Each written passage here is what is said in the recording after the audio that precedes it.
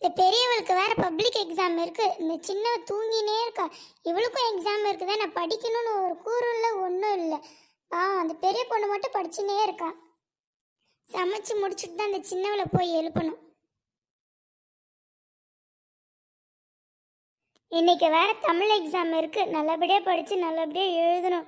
ஒரு வாட்டி எல்லாத்தையும் ரிவைஸ் பண்ணிடலாம். நம்ம சிலப்பதிகாரத்தில் வரும் இந்திர விழா எத்தனை நாட்கள் நடைபெறும்? 28 நாட்கள். கவிஞர் சிற்பி எவற்றை தடுத்து நிறுத்த வேண்டும் என்கிறார்? வேர்வை முத்துக்கள் சிந்த உழைக்கும் தொழிலாளர்களின் துன்பங்களை தடுத்து நிறுத்த வேண்டும் என்கிறார். சந்தியாமா, சந்தியாமா படிச்சுன்னு இருக்கியா? ஆமாம்மா, இன்னைக்கு எக்ஸாமில் அதான் படிச்சுன்னு இருக்கேன். சரி சரிம்மா. அனு, அனு எழுந்துரு, எக்ஸாம் இருக்குல்ல, படிக்கணும், எழுந்துரு. தூங்கினே இருக்க. இன்னும் ஒரு 2 மினிட்ஸ்மா, ப்ளீஸ்மா. உன் அக்கா பப்ளிக் எக்ஸாம் இருக்குன்னு படிச்சுன்னு இருக்கா. உனக்கும் நாளைக்கு எக்ஸாம் தானே, 11th போயிட்ட. தூங்கினே இருக்க, ஏஞ்சி படி, எழுந்துடி. சரியான சோம்பேறியா இருக்காம்மா. இவளை வச்சுன்னு என்ன பண்றதுன்னு எனக்கு ஒன்றும் தெரியல. Good morning mother. ஐசெல்லாம் வச்சது போதும், எழுந்து போய் படிப்போ. சரிம்மா, அதை போறேன், இருங்கம்மா. சரியான சோம்பேறியா இருக்காமா. ரிவைஸ் பண்ணிட்டேன்னா சீக்கிரம் கிளம்பு, ஸ்கூலுக்கு டைம் ஆகுது பாரு. இது இன்னும் ஒரு 5 மினிட்ஸ்மா, கிளம்பிடுவேன். சரி சரி, சீக்கிரம் கிளம்பு. இறைவா, என் பொண்ணுக்கு இன்னைக்கு பப்ளிக் எக்ஸாம், நல்லபடியாக எழுதணும், தெரிஞ்ச ஆன்சராக வரணும். அதுக்கு நீ தான்ப்பா அருள் புரியணும். சந்தியாம்மா, சந்தியாம்மா வாங்க, வந்து சாமி கும்பிடு. இதோ வந்துன்னு இருக்கம்மா. கடவுளே, இன்னைக்கு எக்ஸாம் நல்லபடியாக எழுதணும், ஆன்சர்ஸ்லாம் நல்லா எழுதணும், கொஸ்டின் பேப்பரில் இருக்க கொஸ்டின்ஸ் எல்லாம் ஈஸியாக வரணும், படித்ததெல்லாம் ஞாபகம் வரணும். அதுக்கு நீ தான்ப்பா அருள் புரியணும் கடவுளே. சாமி கும்பிட்டாச்சா Sandhya? All the best, exam நல்லா எழுது. தேங்க்யூப்பா. ஆசீர்வாதம் பண்ணுங்க அப்பா அம்மா, நான் இன்னைக்கு எக்ஸாம் நல்லா எழுதணும்ட்டு. எங்க ஆசீர்வாதம் எப்பவும் உனக்கு இருக்கு. நீ நல்லபடியா எக்ஸாம் எழுதுவ. சரி, எக்ஸாம் நல்லபடியா எழுது, சரியா? ஓகேம்மா, பாய்ப்பா. நான் போய் எக்ஸாம் எழுதிட்டு வரேன், பாய். இருமா சந்தியா, நான் உன்னை ஸ்கூல்ல டிராப் பண்றேன்.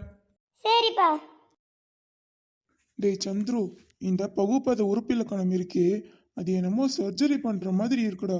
ஒரு வார்த்தை 4ஆ பிரிச்சு இது பகுதி அது விகுதின்னு என்னென்னமோ சொல்றாங்க, ஒண்ணுமே புரிய மாட்டேங்குதுடா.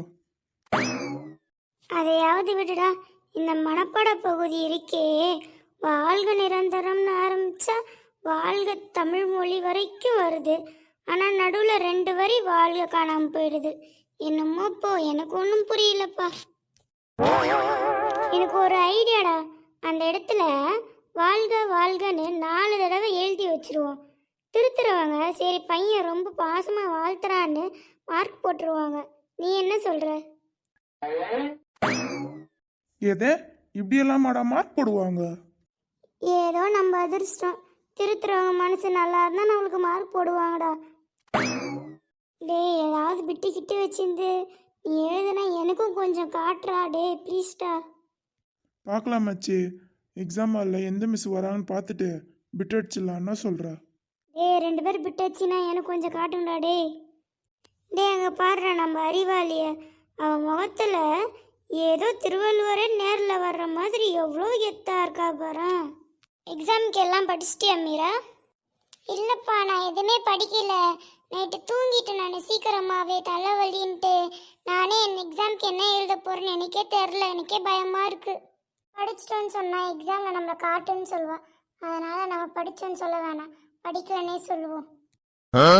இவ படித்தாலும் படிக்கலன்னு தான் சொல்வா. சரியானவ இவ. ஓய் மீரா, ஓய். என்ன மணி, என்ன வேணும் உனக்கு? ஓயின்லாம் சொல்கிற நீ? எனக்கு ஒரு ஹெல்ப் வேணும், எனக்கு ஒரு டவுட்டு. என்ன டவுட் உனக்கு? அந்த அணி இலக்கணம் இருக்கே, அதில் தற்குறிப்பேற்ற அணிக்கும் ஓமைக்கு அணிக்கும் என்ன வித்தியாசம்? அதான், ஒன்று இல்லாததை இருக்கிற மாதிரி சொல்கிறது, இன்னொன்று இருக்கிறத இன்னொருத்தர் கூட கம்பேர் பண்ணி சொல்கிறது. ஆனால் உனக்கு இதெல்லாம் சொன்னால் புரியாது. நீ பெட்டர் மன்னிக்கவும் படிக்கவில்லை அப்படின்னு ஒரு அணியை புதுசாக கண்டுபிடிச்சி எழுதிடு. மார்க் போட்டால் போடுவாங்க உனக்கு. ரொம்ப தான் எப்பா எது கேட்டாலும் ரொம்ப தான் சிடுசிடுன்னு பேசுது. என்ன பசங்களா, எக்ஸாம்க்கெல்லாம் ப்ரிப்பேர் ஆயிட்டீங்களா? Yes Yes, miss. Mani, Chandru, Kiran 3 பேர் படிச்சீங்களா? ஒழுங்கா எக்ஸாம் எழுதுறீங்க, புரியுதா? ஆன்சர்ஸ் தெரியலனாலும் பக்கமா ஏதாவது எழுதி வைங்க.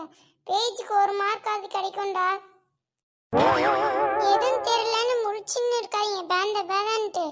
பக்கத்துல இருக்கிறத யார்கிட்டயாவது கேட்டாவது எழுதி தொலைங்க. Yes miss.